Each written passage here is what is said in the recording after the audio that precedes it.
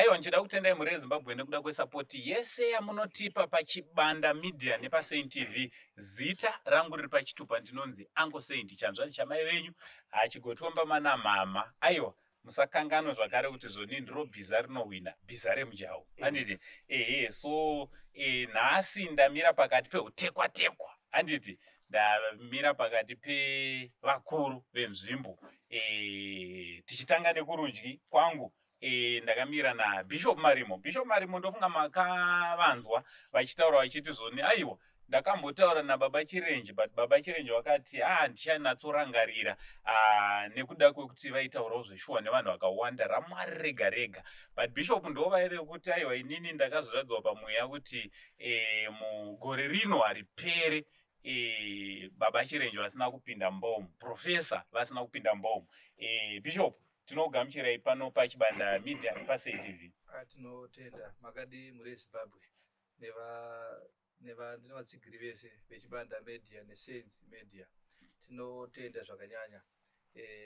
Chiprofita chinofanira kuzadziswa sebasa mafambiro araita pari zvino, nekuti tiri kunzwa kuti makiva anawo nguva yacho yazadziswa. Aiwa, makutonyanyisa. Bishop majaira kunge muri munodi basa rachona rese. Handiti panapa paSaint nepachibanda media ndiri kutonga Bishop, mazvihwaka. Amen.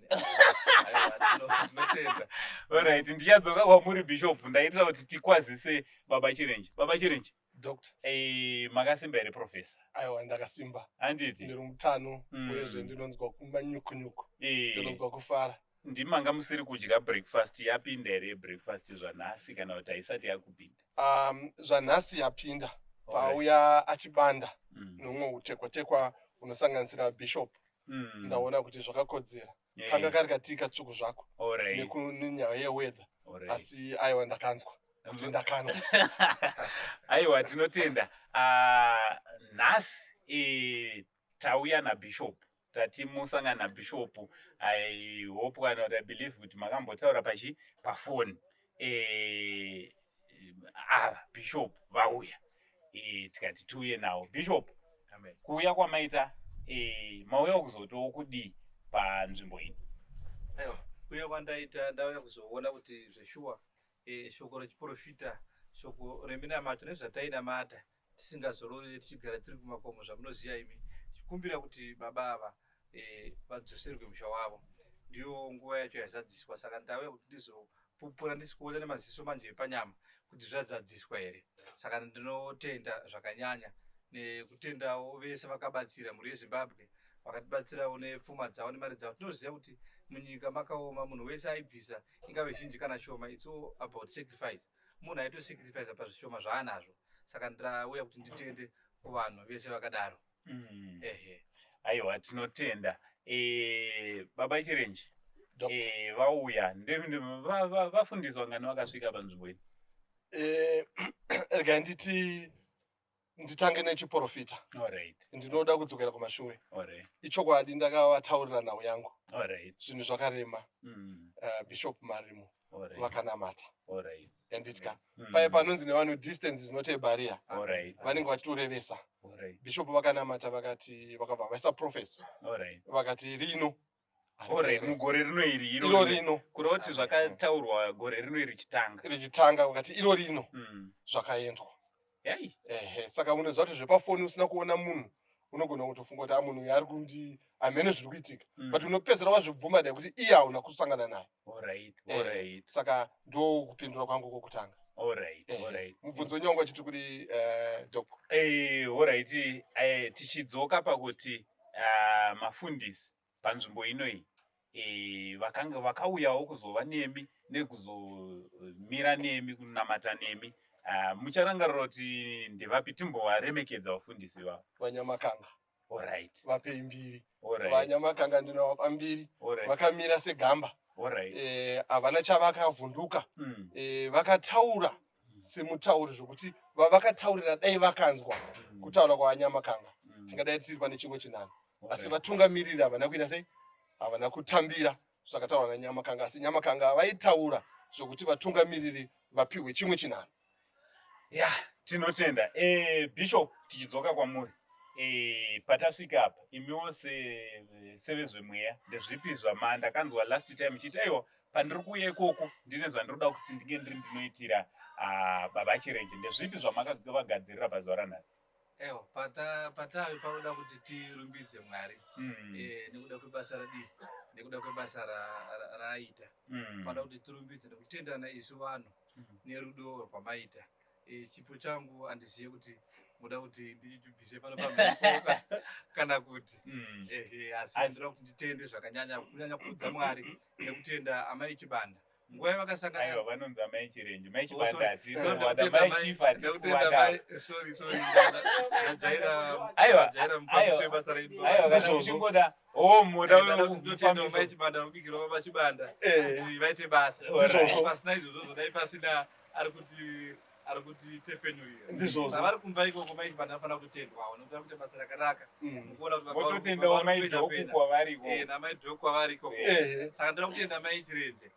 Dambudziko rakasangana nemhuri iyi dai mai Chirenje vakasina kushinga 5 years vachigara umu vasina kunge vari mumusha vasangana nedambudziko vasina kunge vokwanisa kupinda mumusha wavo dai anga ari munhu asina kumira nababa ava imwe nguva vaigona kutosiya murume wavo baba Chirenje. Asi mai Chirenje vakamira vakati kunyange zvakaoma sei vakaramba vakamira nemurume wavo kunyange vane macharenji vasangana mai naye nemvura kunzi chero nenyoka dzaipinda nemadzvinyu nemarize asi vakaramba vakamira nemurume wavo kusvika propati yaparara mvura ichinaya zuva richipisa vakaramba vakamira nemurume wavo. Saka tinoremekedza amai zvakanyanya naivo baba nekumira kwavo nokuti vazhinji vanogona kupiwa chiprofita votadza kuremekedza chiprofita votadza kumirira nguva mukona nguva yakapiwa chiprofita nenguva yese yainamatwa vari vamwe anotenge ato give up kara unosara vakunamata wegani unotozosara wakufonera munhu kuti tapa munamato tapa stage yakati zvekufamba sei munhu anotenge atobva pana Mwari asakwanise kuramba akamirira. Saka nguva yekumirira nguva yaMwari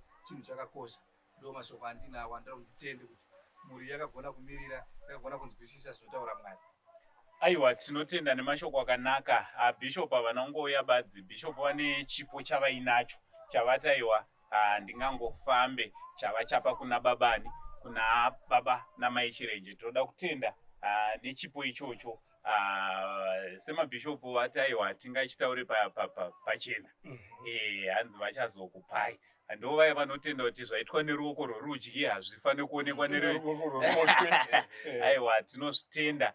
Vamwe vangazoti aiwa bhishopu havana zvavadii aiwa vane chipo chavo chavachadi chavauya nacho. Ini vakatondizivisa kuti aiwa handisi kuuya kwangu hakunei kutongouya but kuuya kwekuti ndizosiyirawo chipo changu. Chida kutenda. So mhuri yeZimbabwe ndichida kutendai nebasa rese ramuri kubata nekumira kwamuri kuita nababa Chirenje. Mwari wemasimba ose, Mwari wekudenga, Mwari wenyasha zhinji vakuitire zvakanaka. Tichizonoti Ebenezer padhuze kuti titi Ebenezer baba. Mazuva achona aswedera. Nhasi tasarwa nemazuva mangani? Imi ndimi muri kumashure. Isusu pangosvika bishop tatoti Ebenezer. Ozvabva zvatoita. Zvatoendwa. Tinotenda Mwari. So tichida kuti tirambe tichikoka mhuri yeZimbabwe. Munogona kuvakoka zvakare baba nokuda kwemutambo watinawo. Aiwa tinokutendai. Kazhinji katinotanga taisa maoko. Ngatiise maoko. Aiwa tinokutendai mhuri yeZimbabwe nepamatisvitsa. Tiri tega taizvigona. Asi nekuda kwenyu aiwa matisvitsa pakachana parefu. Tinokutendai mufaro wega wega. Kana mvura yakandinaya nhasi kana yakandinaya mangwana andinzwe nokuti ndiri kuziva kuti mushure memazuva matatu inenge isisaoneke.